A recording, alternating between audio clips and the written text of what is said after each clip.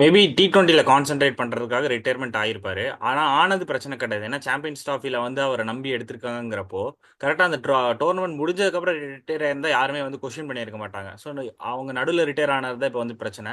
So இப்போ ஹார்டியை வந்து replace பண்ணியிருக்காங்க. ரீசெண்டாக இப்போ நடந்த அந்த ஸ்ரீலங்கா ஓடிஐ சீரிஸ்ல வந்து நியூ அவரை வந்து ட்ரை பண்ணாங்க.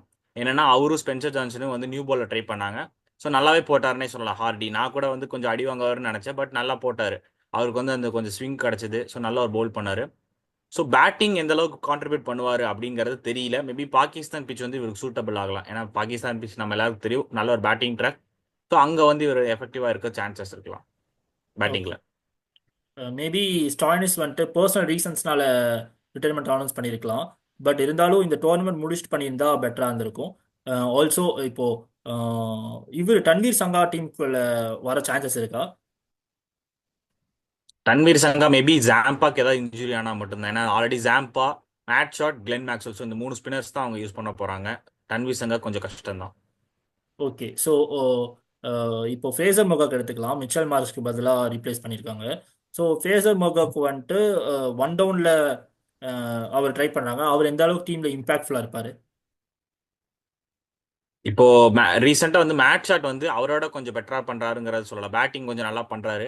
ஒரு இங்கிலாந்து சீரிஸ் இதுக்கு முன்னாடி நடந்தது, அதுல வந்து 50 கூட அடிச்சிருந்தாரு.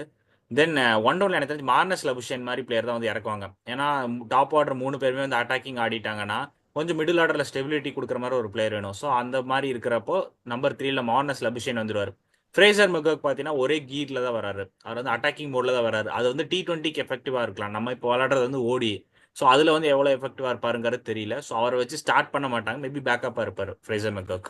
ஓகே. ஸோ அப்படி பார்த்தா ஃப்ரேசர் முகக் இப்போ பிளேயிங் லெவலில் இட பண்ண முடியாது. நான் என்ன நினைக்கிறேன்னா, ஃப்ரேசர் முகக்கை ஏன் ஓப்பனிங்கில் ட்ரை பண்ணக்கூடாது? ஏன்னா மேட் ஷாட் இருக்காரு, இவர் ஒரு பவர் ஹிட்டிங் ஆடக்கூடியதுன்னா ஓகே. டிராவிஸ் ஹெட் கூட சேர்ந்து இவர் ஒரு பவர் ஹிட்டிங் ஓப்பனராக இறக்கிட்டு ஒன் டவுனில் உனக்கு எப்படியோ experienced Labuschagne and Steve Smith இருக்காங்கல்ல. ஸோ அவங்க அந்த அளவுக்கு மேட்சை அதுக்கப்புறம் ஒரு 20 ஓவர்ஸ்க்கு மேலே வந்துட்டு ஒரு ஸ்லோவாக ஸ்லோ அண்ட் ஸ்டெடியாக கொண்டு போகிறதுக்கு யூஸ்ஃபுல்லாக அதான் இருக்கும். ஏன்னா மேட் ஷாட் வந்து கொஞ்சம் இவரோட கொஞ்சம் பெட்டரா எஃபெக்டிவா இருப்பார். நான் ஆல்ரெடி சொன்ன மாதிரி இப்போ ரீசெண்டாக கொஞ்சம் ஓடி வந்து இவரோட ஃப்ரேசர் மெக்கர்க்கோட கொஞ்சம் பெட்டரா தெரியுறாருங்கிறப்போ அவர் தான் வந்து 11ல வருவார்.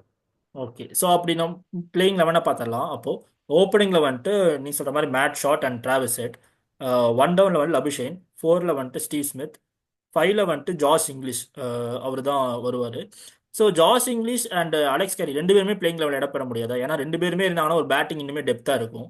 இவங்களுக்கு பவுலிங் ஒரு கன்சர்ன் இருக்கிறதுனால மேபி அப்படி பேட்டிங் ரெண்டு பேர்னால இடம்பெற முடியாது. கரெக்ட். ஏன்னா அவங்களோட old bowlers Starc, Cummins, Hazlewood அந்த மாதிரி இருந்தால் நீ சொன்ன மாதிரி 2 விக்கெட் கீப்பர்ஸே ஆடலாம், தப்பே கிடையாது. பட் இப்போ வந்து இன்னெக்ஸ்பீரியன்ஸ் பவுலர், ஃபுல்லாக வந்து இன்னெக்ஸ்பீரியன்ஸ் பவுலருங்கிறப்போ எக்ஸ்ட்ரா பவுலிங் ஆப்ஷன் போயே ஆகணும். ஸோ அதனால ஒரு விக்கெட் கீப்பர் லூஸ் பண்ணியே ஆகணும். அந்த மாதிரி சுச்சுவேஷன் தான் உங்களுக்கு. ஓகே. ஸோ அப்படி பார்த்தா ஏதாவது ஒரு விக்கெட் கீப்பர் தான் பிளேஸ் ஆக முடியும். ஸோ அப்படி பார்த்தா ஜாஷ் இங்கிலீஷ் தான் வருவார். ஸோ அவருக்கு ஃபைவ். பேக்கப்பாக தான் அலெக்ஸ் கேரி இருப்பார் இந்த டோர்னமெண்ட்டில். ஸோ ஃபைவ்ல வந்துட்டு ஜாஷ் இங்கிலீஷ், சிக்ஸில் மேக்ஸ்வெல் அண்ட் செவனில் வந்துட்டு ஹார்டி வருவாங்க. ஹார்டிக்கு ரீப்ளேஸ்மெண்ட்டாக யாராவது இருக்காங்களா? கூப்பர் கொனாலி எடுத்துட்டு வரலாம். பட் யாராவது இன்ஜுரி ஆனாதான் எடுத்துட்டு வருவாங்க. ஆமாம், கூப்பர் உள்ள கொனாலியுமே ஸ்குவாட்ல எடுத்துக்கணும். பிபிஎல்ல சூப்பராக பெர்ஃபார்ம் பண்ணியிருக்காரு. ஸோ அவரை ஒரு டிராவலிங் நல்ல ரிசர்வ் பெர்ஃபார்ம். சொல்லுவாங்க. மேபி ஏதாவது இன்ஜுரி ஆனாதான் சேஞ்ச் பண்ணுவாங்க. அது பட் இருந்தாலுமே அவருக்கு டீமில் இந்த ஸ்குவாடில் இடம் பெறதுக்கு அது அதிக சான்சஸ் இல்லை. ஸோ அப்படி பார்த்தோன்னா ஹார்டி ஒருத்தர் இந்த டோர்னமெண்ட்டில் அப்படிங்கும்போது ஹார்டிக்கு நிறைய சான்சஸ் கிடைக்கும். அவர் எப்படி பெர்ஃபார்ம் பண்ணுறான்னு பார்ப்போம். அண்ட் நம்பர் 8ல் வந்துட்டு ஷான் அபோட் வந்துடுவார்.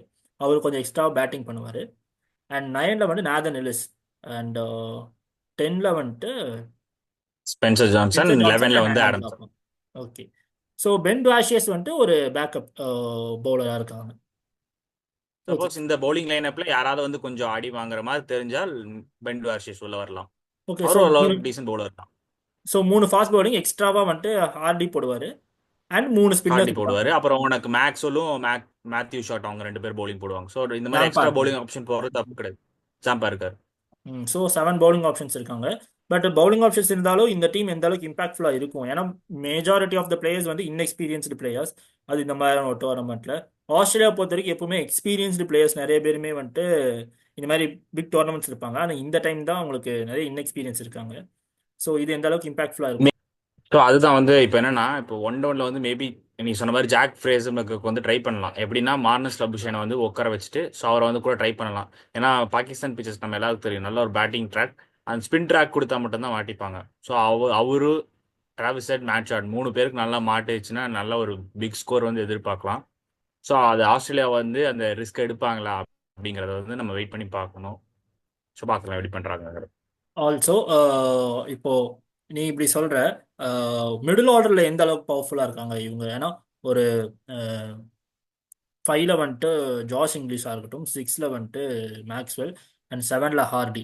இவங்க 3 பேர் எந்த அளவுக்கு எந்த அளவுக்கு ஒரு மேட்ச் வினிங் பெர்ஃபார்மன்ஸ் பண்ண முடியுமா? ஏன்னா ஆஹ், இவங்க 3 பேரும் மேக்ஸ்வெல் பிக் டோர்னமெண்ட் ஆடி இருக்காரு, பட் ஜாஸ் இங்கிலீஷ் வந்துட்டு எந்த அளவுக்கு இம்பாக்ட்ஃபுல்லாக இருப்பாரு, அண்ட் ஹார்டி ஒரு நியூ.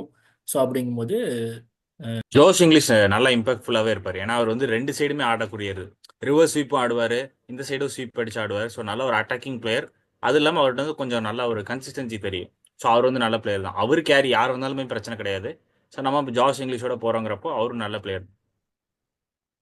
ஓகே. ஸோ இதுதான் இவங்களோட பிளேயிங் லெவனாக இருக்கும். அண்ட் இவங்க டீம் வந்துட்டு அவங்களோட குரூப்பில் வந்துட்டு ரொம்ப என்ன சொல்கிறது, ஒரு England and south Africa, Afghanistan சொல்லி 3 டீமுமே வந்துட்டு அந்த அளவு இவங்களுக்கு பவர்ஃபுல்லாக இருக்காங்க. ஆக்சுவலாக இப்போ பார்க்க போனால் இவங்களோட இவங்களோட டீம் வந்துட்டு இப்போ பார்க்க போனால் அவங்க குரூப்பில் வந்துட்டு எந்த அளவுக்கு காம்பீட் பண்ணுவாங்க அப்படின்றது வந்துட்டு நமக்கு தெரியல. ஸோ ஏன்னா இன்எக்ஸ்பீரியன்ஸாக இருக்கிற சைட்னால. ஸோ பார்ப்போம். சாம்பியன்ஸ் ட்ராஃபியில் இவங்க செமிஃபைனல்ஸ் வரதே கொஞ்சம் டஃப்பான இதாக தான் இருக்கும். இவங்க டீம் காம்பினேஷன் கரெக்டாக செட் ஆகணும். அண்ட் ஆல்சோ நீ சொன்ன மாதிரி ஃப்ரேசர் மெகோவுக்குமே பவர் ஹிட்டிங் ஆடுறதுக்காக ஒன் டவுனில் இறக்குறது, அது 3 பேட்டிங் கிளிக் ஆகணும். அப்படி இல்லைன்னா லபிஷேன் வச்சு தான் போக முடியும். ஸோ அதுவுமே விக்கெட்ஸ் எவ்வளோ சீக்கிரம் விடுவாங்க இவங்க டீம் அப்படின்றதுமே ஒரு கன்சர்னாக இருக்குது. ஸோ இது எல்லாத்துக்குமே வந்து ஸ்டீவ் ஸ்மித்தோட எக்ஸ்பீரியன்ஸ் அண்ட் அவரோட பர்ஃபார்மன்ஸ் தான் இருக்குது. அண்ட் ஸ்டீவ் ஸ்மித், அப்புறம் லபிஷனோட ஃபார்ம், அண்ட் மேக்ஸோட ஃபார்ம், இவங்க 3 பேரை வச்சு தான் இந்த டீம் வந்துட்டு இந்த டைம் வந்துட்டு போகும். இதில் பார்க்கணும். ஏன்னா பவுலிங்கில் வந்துட்டு அந்தளவுக்கு இன்எக்ஸ்பீரியன்ஸாக இருக்கிறனால மேபி பெர்ஃபார்ம் பண்ணுவாங்க. ஒரு நாதன் எல்லிஸ் ஆகட்டும், மேட் ஷாட், அப்புறம் ஆடம் ஜாம்பாவோட இம்பேக்ட்ஃபுல் ஆகட்டும், அப்புறம் ஷான் அபோட், அப்புறம் ஹார்டி. ஸோ இந்த மாதிரி இவங்க இந்த 4 பவுலர்ஸோட ரன்ஸ் எந்த அளவுக்கு கொடுக்குறாங்க நியூ பால்ல இவரும் அப்படின்றது. ஸ்பென்சர் ஜான்சனும் நல்லா போடுவார். நியூ பால் ஸ்பென்சர் ஜான்சன் போடுவாங்க, பட் 10 ஓவர் யார் யார் கொடுக்க போறாங்க அப்படின்றதுமே ஒரு பெரிய கன்சர்னா இருக்குல்ல.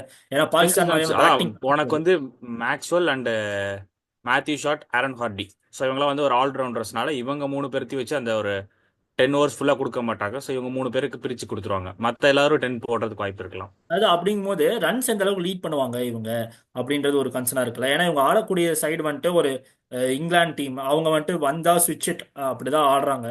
இவங்க இந்த விக்கெட் டேக்கிங் எந்த அளவுக்கு எடுப்பாங்க, எந்த அளவுக்கு ரன்ஸ் கொடுப்பாங்க அப்படின்றது. மேபி அவங்க ஆல் அவுட் 50 ஓவர்ஸ் ஆடலனா கூட அதிகமாக ரன்ஸ் அடிக்கிறதுக்கு அதிக சான்சஸ் இருக்கு. ஏன்னா ஒரு ஸ்டார்க் மாதிரியோ ஒரு கம்மின்ஸ் மாதிரியான பவுலர்ஸ் வந்துட்டு எப்படின்னா தரமாட்டாங்க. கம்மின்ஸ் அவ்வளோ சீக்கிரம் ரன்ஸ் லீக் பண்ண மாட்டாரு. விக்கெட் சீக்கிரம் எடுப்பாங்க, ரன்ஸ் ஆனால் அந்த அளவுக்கு லீக் பண்ண மாட்டார். ஸோ அப்படி இருக்கும்போது இப்போ ஷான் அபாட் ஆகட்டும், நாதன் எல்லிஸ் வந்துட்டு ஒரு விக்கெட் டேக்கிங் பவுலர் தான் நாதன் எல்லிஸ், பட் எந்த அளவுக்கு ரன்ஸ் வந்துட்டு கண்டெயின் பண்ணுவார் அப்படின்றத பார்ப்போம். ஏன்னா 10 ஓவர்ஸ் தருவாங்க. இப்போ கண்டிப்பாக போனால் 7 பவுலிங் ஆப்ஷன் இருக்குனாலுமே கண்டிப்பாக 3 பவுலர்ஸ் ஆகுது 10 ஓவர்ஸ் போட்டாகணும். அப்படிங்கும்போது அந்த 3 பவுலர்ஸில் வந்துட்டு ஷான் அபாட், நாதன் எல்லிஸ், அப்புறம் வந்துட்டு ஆடம் ஜாம்பா, இவங்க 3 பேர் வர போகிறாங்களா, இல்லை வந்துட்டு ஸ்பென்சர் ஜான்சனுக்கு 10 ஓவர் போட போகிறாங்கன்றது பார்ப்போம். ஸோ எந்த எந்த பவுலர்ஸ் எடுத்தாலுமே இவங்க ரன்ஸ் எந்த அளவுக்கு கன்சீட் பண்ணுவாங்க அப்படின்றது ஒரு கன்சர்னாக இருக்குது. அண்ட் அது வந்துட்டு இவங்க டீம் வந்துட்டு எந்த அளவுக்கு இவங்க பேட்டிங் காம்பினேஷன்ஸ் வச்சு சேஸ் பண்ண போகிறாங்க அப்படின்றது ஒரு கன்சர்னாக இருக்குது. ஸோ இது ரெண்டுத்தையும் பார்க்கும்போது இவங்க டீம் வந்துட்டு செமிஃபைனல்ஸ் வர்றது ரொம்ப டஃப்பாக தான் இருக்குது அப்படின்றது தான் என்னோட பாயிண்ட். ஸோ பார்ப்போம் சாம்பியன்ஸ் ட்ராஃபியில் எந்த அளவுக்கு பெர்ஃபார்ம் பண்ண போகிறாங்கன்னு சொல்லிட்டு.